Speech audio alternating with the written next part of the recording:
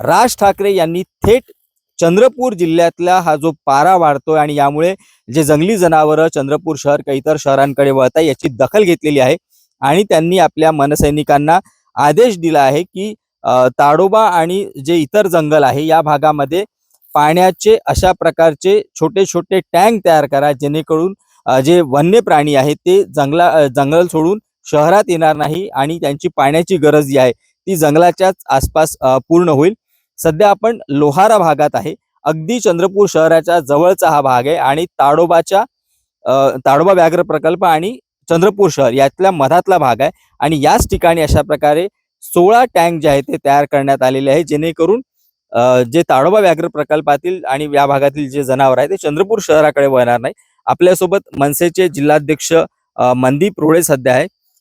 मनदीपजी, कशा प्रकारे राज ठाकरेंचं तुमच्याशी बोलणं झालं, त्यांनी काय सांगितलं आणि कशा प्रकारे हे टँक जे आहे किंवा पाण्याचे छोटे छोटे हौद तयार करण्यात येतात?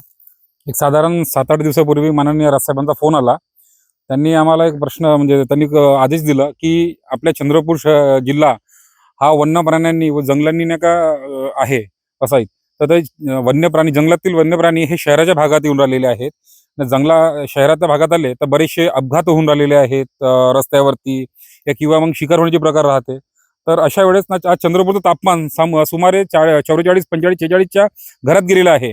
अशा वेळेस राजसाहेबांनी सांगितलं आहे की छोटे छोटे पाणवटे त्यांना पाण्याची व्यवस्था करा। या भागात जाऊन डिपार्टमेंटशी बोलून आम्ही डिपार्टमेंटशी बोललो व त्यांना आम्ही सांगितलं की आम्ही आमच्याकडनं वन्य प्राण्यांसाठी पाणवटे मारतोय।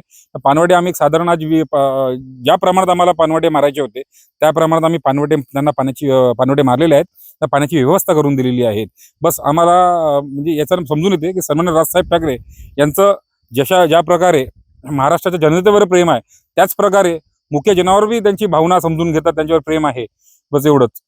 तर राज ठाकरे यांचं जे म्हणजे पर्यावरण आहे आणि पर्यावरणाशी संबंधित जे मुद्दे आहे यांच्याबाबतचं जे प्रेम आहे किंवा याबाबतची जी त्यांची संवेदना आहे ती आपण अनेक वेळा आजपर्यंत अनुभवली आहे आणि त्यांनी अनेक वेळा स्पष्ट राजकीय भूमिका देखील या बाबतीत घेतलेली आहे आणि हीच भूमिका कुठेतरी पर्यावरणाबद्दल जी संवेदनशीलता आहे ती थेट चंद्रपूर जिल्हा आणि ताडोबा व्याघ्र प्रकल्पाचा जो आजूबाजूचा भाग आहे तिथे सुद्धा त्यांनी एकदा पुन्हा दाखवून दिली आहे। सारंग पांडे, एबीपी माझा, चंद्रपूर।